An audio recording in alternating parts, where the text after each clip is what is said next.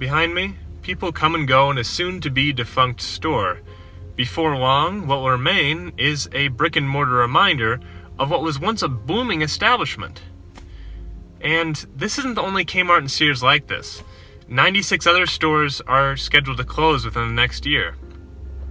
So that begs the question, what happened here? Sure, you can just say that they lost money, they weren't making enough money, or that they mismanaged their capital, but such an explanation only goes so far. But you can use accounting to analyze the situation. You can see how their liabilities stack up against their assets, or how they use their assets. And to do that, we can use ratio analysis. So let's get into it. The first ratio we'll look at is the current ratio.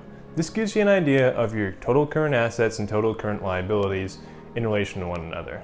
So this is a very short-term view within a year, taking your total current assets divided by your total current liabilities to give you a number. Generally, you hope the number is higher because that would indicate that you have less risk. You have more current assets than you do current liabilities. The rate of decline is a bit slower. In 2006, the ratio was 1.5. From there, it continued to decrease until 2018, where it hit 0.8. This is actually not too bad when compared to the industry average. The number has definitely decreased over time, which paints the picture of a company that is accruing more total current liabilities with decreasing total assets. However, the number isn't too far off from its main competitors at the moment. And that makes sense. Retail requires a lot of liabilities and assets, so this is reasonable. This also reflected in the closing and liquidation of the inventory for many locations.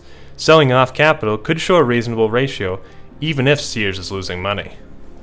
The debt ratio is a great ratio to look at when you're analyzing the health of a company. This gives you an idea of the total liabilities and the total assets, but in the inverse way that the other one does. Instead of it just being a short term, it's a long term. You divide the total liabilities by the total assets to give you an idea of how much debt a company potentially has. Sears certainly has not been doing well with debt as of late. In 2006, the ratio was a respectable 0.62. Then it stayed the same, and from there started to worsen. The number went up, indicating a decrease in finances. Then it hit 1.51 in 2018. To give you an idea, the industry average is 0.88. Obviously, Sears is very much in debt. And if they increase their liabilities, this number will only increase. This ratio may go down with the selling of many assets if they also pay their liabilities with those earnings. But that begs the question, how well is Sears using the diminishing assets it has? The asset turnover ratio is your net sales revenue divided by your average total assets. What this gives you is an objective way of looking at how effectively a company is using its assets. It'll give you a dollar amount of profit for each dollar of asset. The asset turnover ratio for Sears has been somewhat stable over time. In 2006, the ratio stood at 1.75. Then it dropped until it hit 1.32 in 2015. Then, from there, it actually rose and then dropped again, but it's actually greater than what it was in 2015.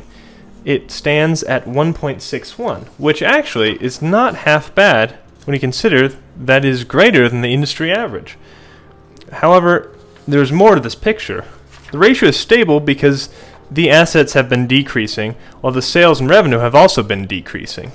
To give you an idea, in 2006, the average total assets stood at $30 billion. In 2018, the average total assets stood at just $8 billion. Assets and sales are certainly decreasing for Sears, even if their turnover is stable. As you can see, ratio analysis is an immensely valuable tool. You can see exactly in the present how well a company is managing what it has by looking at these objective proportions.